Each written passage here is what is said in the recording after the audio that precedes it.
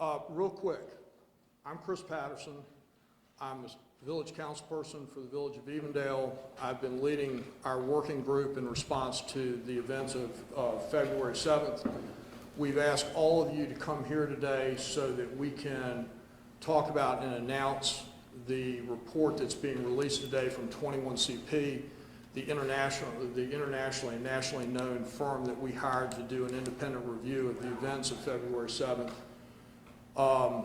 Before we get started, does anybody need introductions to the folks behind me? We did at the original press conference. Steve Burke, Vice Mayor, Richard Finan, the Mayor, Tim Holloway, the Police Chiefs of Evendale, Carolyn Smiley Robertson, the Village Councilperson, and Chair of our Public Safety Committee. Does that take care of all the introductions? Terrific. Before we go on and introduce people and talk about the report, in every conversation that we've had since February 7th, we open with the expression that hate has no place in our community, has no place in any community, that the events that happened on February 7th were abhorrent not only to the residents of Lincoln Heights, but to residents of Evendale, residents of the Mill Creek Valley, and we continue to do everything in our power to make sure that these kinds of events don't take place in our community anytime in the future. 21CP's report, excuse me just for a second. We've lost audio just for a second. If you would excuse us and let us try and get it back.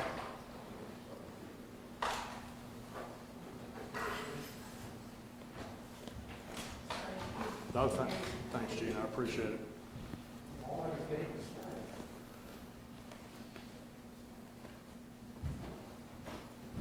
Is that better? We're good? Yeah. Okay. We're back with ICRC's technical difficulties solved out. A little bit of context. We went out and hired 21CP because it was very apparent in the days following the events of February 7th that any kind of internal report generated by any of the responding agencies was not going to meet a threshold for either transparency, independence, or reliability among the people that were most affected. And so we went out and got got a number of names. We ended up hiring 21CP because of their national reach and their expertise.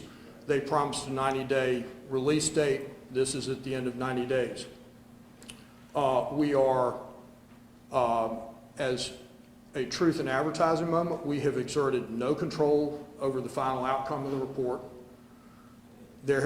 We have asked them to follow their standard operating procedure, which is not to be present at these kinds of events. In their terminology, their report stands completely on its own. It's self-sustaining. All of you that responded to our invitation for this have been sent a copy of that report, and you should have it. If you don't, please let us know. We'll forward it to you digitally. As a matter of courtesy and of a significant need to give people a voice in this process, this report was released to officials in Lincoln Heights at 8 a.m. this morning. They met with officials from 21CP at 10 a.m. The only two deviations that 21CP made in their standard operating procedure was to add 2 specific interviews with officials from Lincoln Heights about the aftermath of February 7th and the events that happened that day, and then to brief them on the findings, which they did this morning. So that's how their participation has come to conclude. We're happy with what they've submitted, and we're going to talk about it here in a second. So with all of the preamble being said, I'd like to introduce Richard Finan. Dick has been our longtime mayor and president of the Ohio General Assembly. Long-time mayor. Well, February 7th was a deeply painful day for our entire community. It brought back traumatic memories and stirred justice, anger, forced difficult conversations about how we as government responded to that attack. That's why we brought in the independent, nationally respected team, CP21 Solutions, to review our response and help us to look for a better way to go forward with our work. Their work has been thorough, and if you read the report, they are extremely thorough. They're down to the minute-by-minute look at the situation. It's been impartial. They specifically say we've not interfered in any way with them, and is driven by a shared commitment to public trust and constitutional rights. Many lessons to be learned. We've had an opportunity to continue to strengthen our relationship with Lincoln Heights Village. I think it's critical to point out that the report found our officers not only protected First and Second Amendment rights, but also, while doing so, de-escalated an incredible, dangerous situation. There could have been fatalities. This is testament to the leadership, the training, and the character of our police department. We are releasing the report, as you received, in its entirety. We'll not only accept its findings, but we will act on them. This isn't the end of a terrible situation. It's the beginning of a rebuilding process that will occur between us and the village of Lincoln Heights. We're working with legal experts to ensure our policies and ordinance reflect today's constitutional realities. And we're launching a new era of community engagement, accountability, transparency, and we will not let hate define who we are. And we have begun that and are proceeding with that as we speak. Thank you.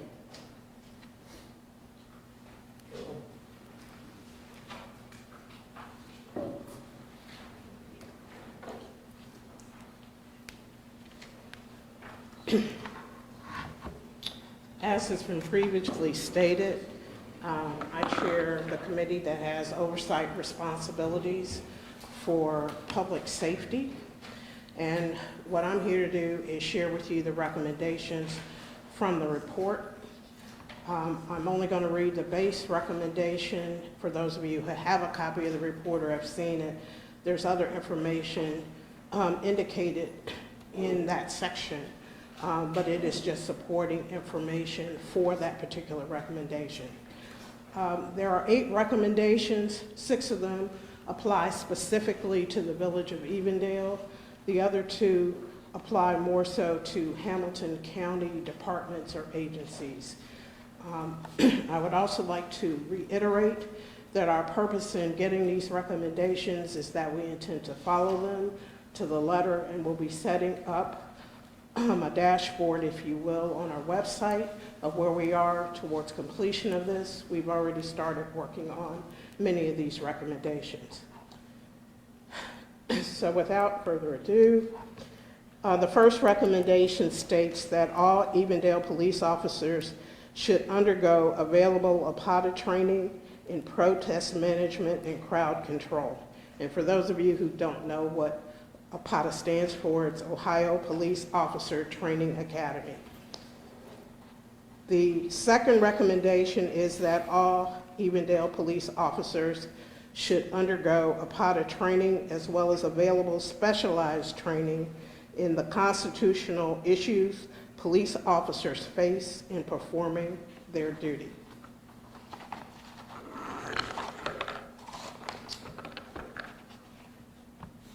The third recommendation is that the Evendale Police Department should draft and enforce a policy requiring members to be trained and tested on new equipment before it is permitted for use in the field. The fourth recommendation is that the Evendale Police Department should amend their body-worn camera policy to forbid any item from being placed as an obstruction to the body-worn camera's view while a recording is taking place. The fifth recommendation states that the Evendale Police Department should initiate a practice governed by policy of routine training refreshers on both agency policy as well as other key law enforcement topics to ensure its members remain up to date and aware of critical issues that may arise. And the sixth recommendation for the Evendale Police Department is that we should draft and enforce a policy requiring officers to notify neighboring jurisdictions anytime an Evendale officer will take action or attend to an official law enforcement matter in its jurisdiction outside of the village of Evendale. The last two recommendations, as I indicated before, pertain to Hamilton County agencies or department.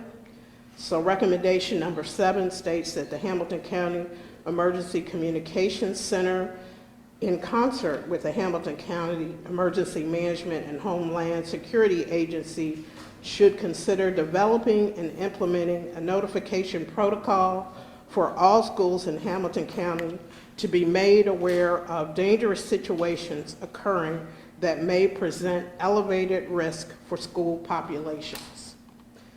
And the final recommendation is that the Hamilton County Prosecutor's Office should review all conduct by demonstrators while they were in Hamilton County. Now, I'd like to comment that we will be, as I had stated previously, that we've started working on these recommendations. Some of these are not new to us. We do them on a fairly regular basis, but since they were specifically identified as recommendations specific to the February 7th incident, we will be following them closely and again posting what we do and how we do it.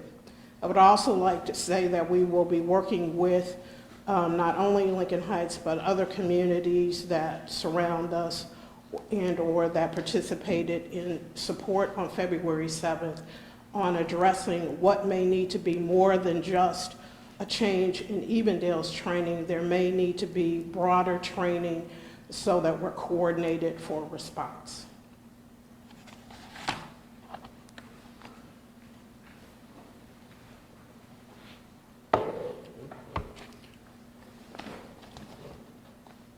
Questions? I'm sure everybody has a couple, please. I'll start, Councilman Patterson. The optics in a situation like this matter, and it's detailed in the report. Right.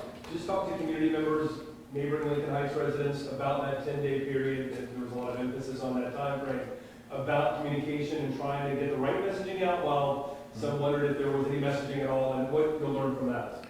I think this is a learning process for all of us.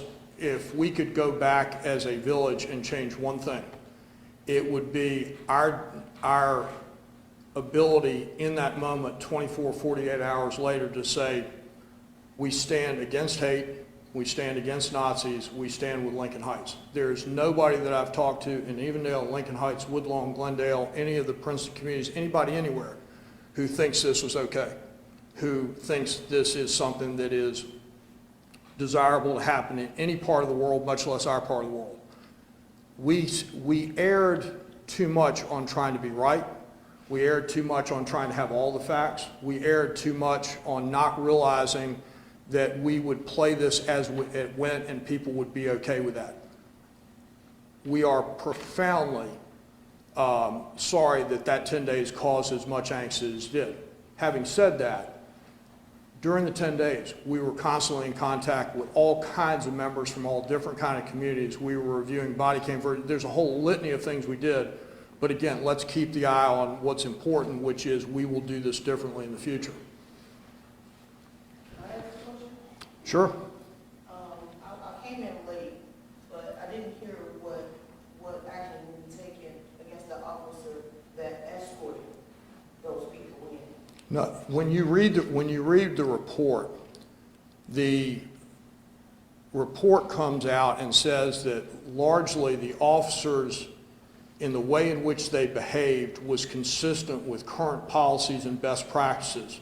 And so that this was not a finding of error or a finding of fault. It was about suggesting better ways to do things in the future. Having gone on long enough, Tim is our police chief. If you would take a shot at that, I would appreciate it. Yeah, so in response to that question directly, Can you state the ordinance or the policy, the best policy that you guys would follow? Can you state that was written? I'm not sure which policy you're asking me to state. The policy you just said that you guys are now going to vote with the best policy. Is there a policy that's written, or is that just? We're following generally the guidelines set forth by the International Chiefs of Police. These are not random codes to the Village of Evendale. These are consistent across the state of Ohio and generally across the United States. Yeah, and generically, I will say we have hundreds of pages worth of policies that all govern our conduct, and there's no way any single policy can ever be drafted to address every possible scenario. What we examined internally, it was very similar to what 21CP examined, but we looked specifically, did any officer, did our agency violate any of our standing policies and procedures? And the answer to that is no, they did not violate any specific policies or procedures. Not even more clause, there's no more clause they can be. I think I've answered that question as best I can. Councilman, a question for you. So there were some concerns raised from members of the Lincoln Heights community about the choice of 21CP as the firm to investigate. Mhm. And they mentioned that, this investigation was to provide an independent look at what happened. Right. I know that one of the members of the investigative team was James Whalen, the Mhm. former high-ranking member in the Cincinnati Police Department, involved in a lot of reforms, and a member of the University of Cincinnati Police Department. So very local high-ranking official. Were there any concerns about his involvement in the investigation? When we looked at the wide scope of firms that were available to do this, 21CP was head and shoulders above everybody else in reach and expertise. We said at the original press conference that we understood the concerns voiced by various members of the community that this wasn't perfect. Having said that, at that moment, having somebody with credibility, having had previous experience, and having the manpower to do this was of utmost importance. We understand Jim Whalen's role and how people may or may not feel about that.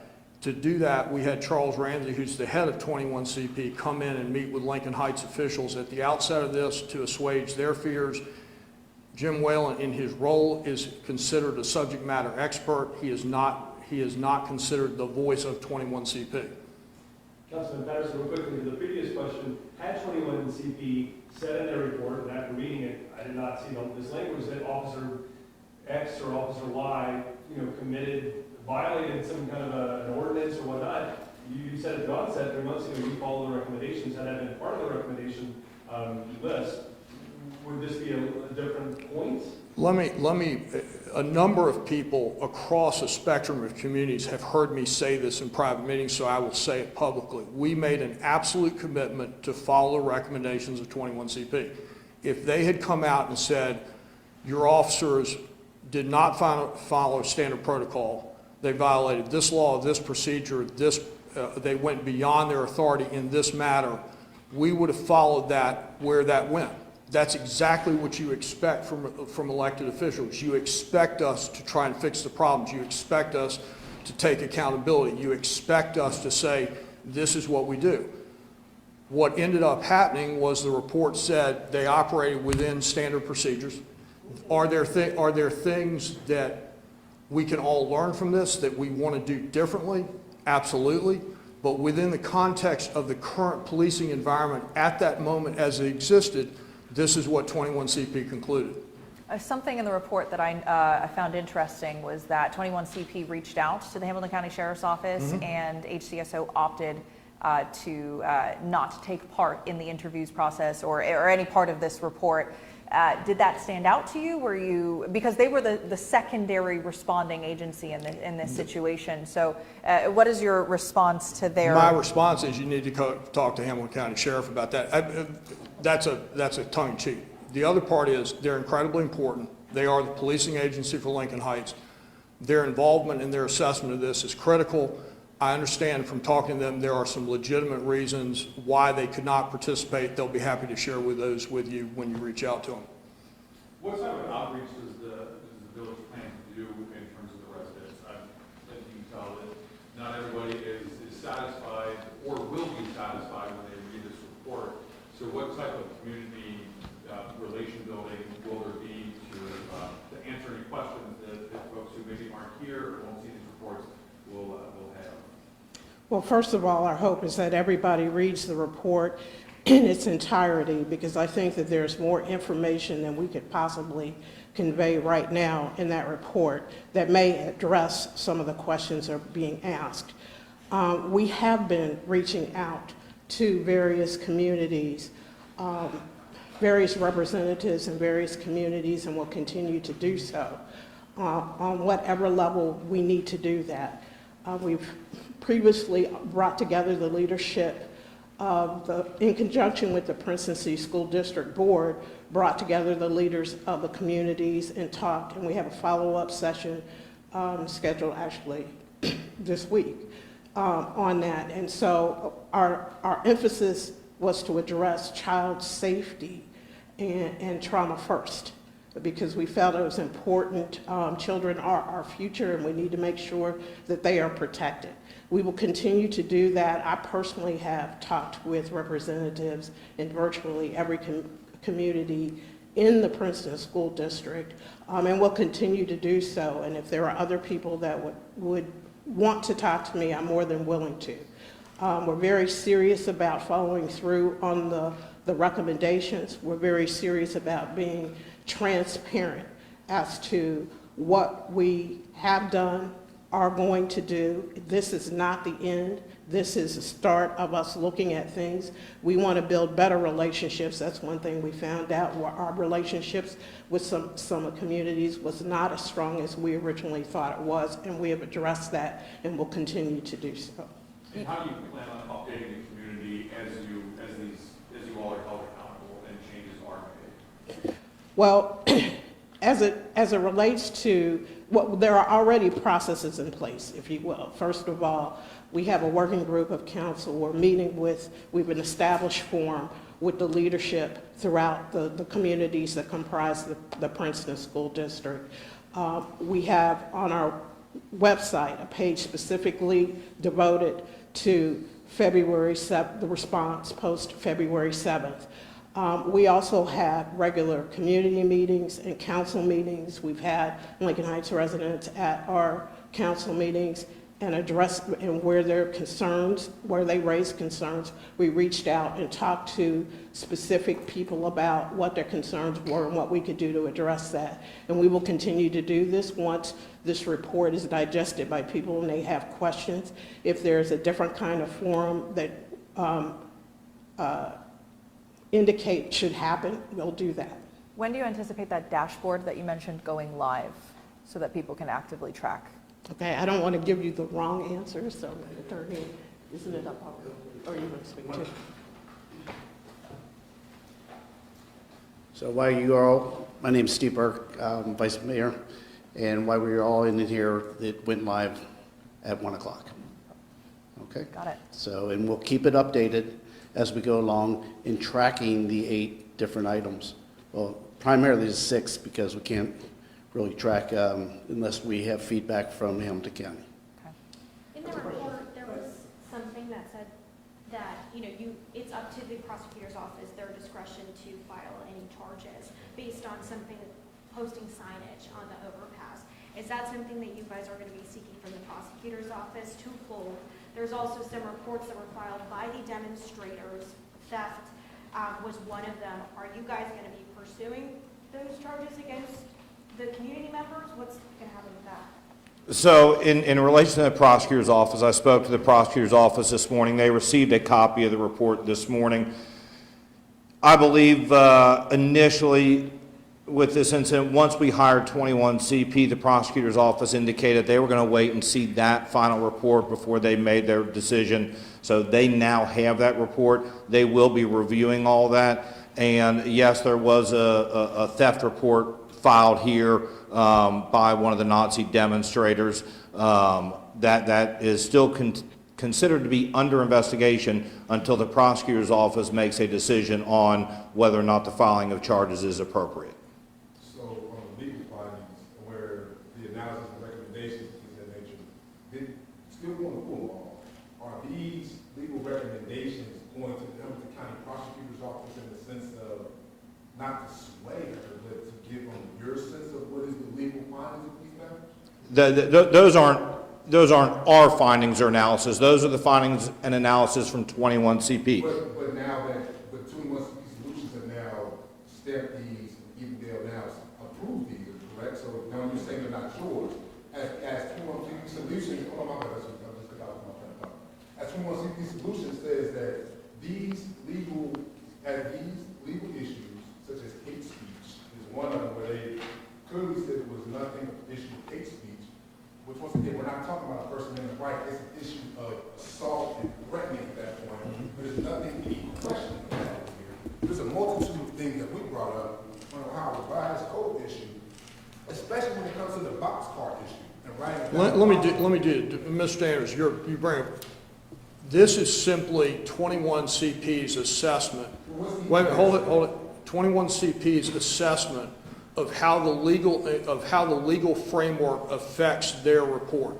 So they're not going through and saying this is good or this is bad. This is the legal framework as they understand it and how they used it in assessing the behavior of the police. So, of course, so if I'm filing a report against myself, and I'm saying that the people who are required to enforce the laws are not fully enforcing the laws because they're not laws they should be enforcing, there's a conflict. well, there is, but the conflict is between the laws that are in place and the laws we wish were in place.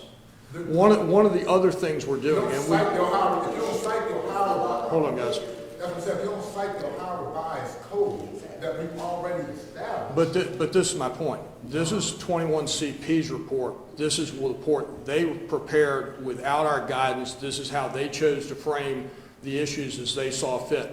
Okay, I understand completely that you disagree with some of this. That's perfectly okay.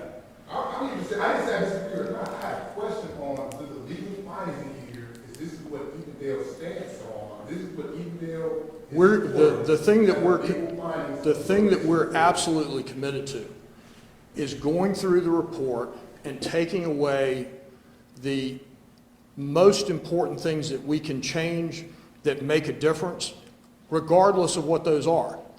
And we are absolutely committed to following this process through. This is not going to, the thing to hold it for a second.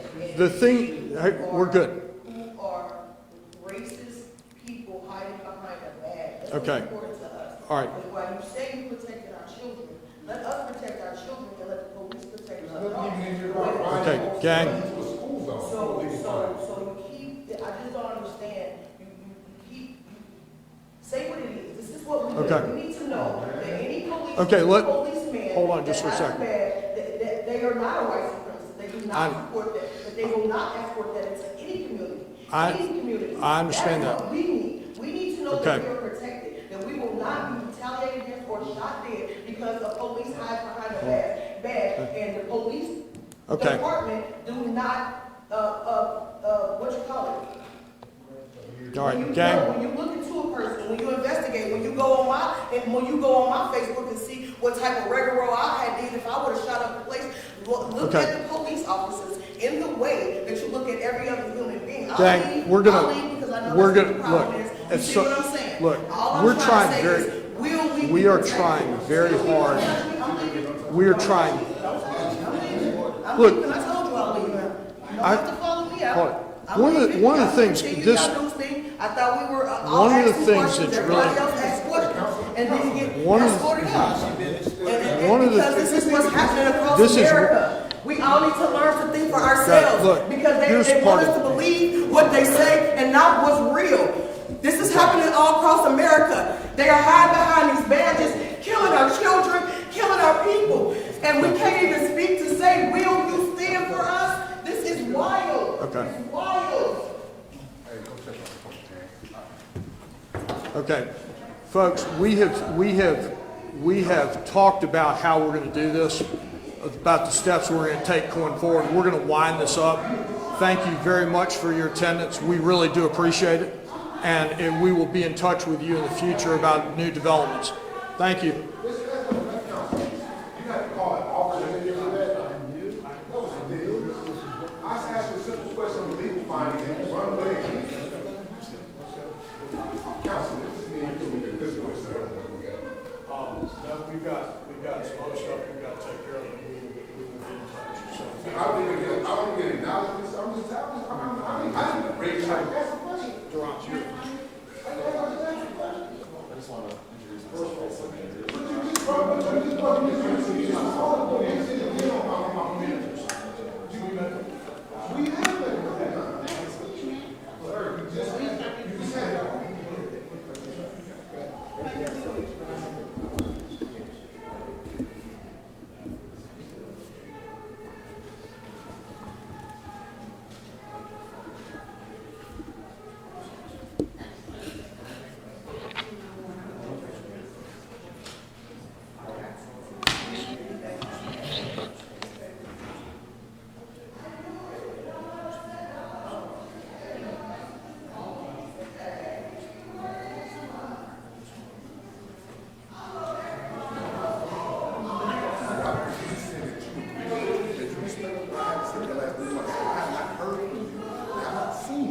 This is the first time that you're in my face in an intimidating manner, trying to say, yeah, we could just talk. Once again, it's a power grab from you guys. All the time it's a power grab. We live right across the street from each other, sir. Why every time I want to have a conversation and it seems any time? You've done an incredibly good job forwarding this conversation. You've done an incredibly good job being part of it. We appreciate everything you did at the first one. And the voices that you bring to bear are really, really important. The only thing we need to do at this point is find a way where we can sit in a room and listen. And that means both ways. That means you listening to us and us listening to you. And today, this forum was about us talking about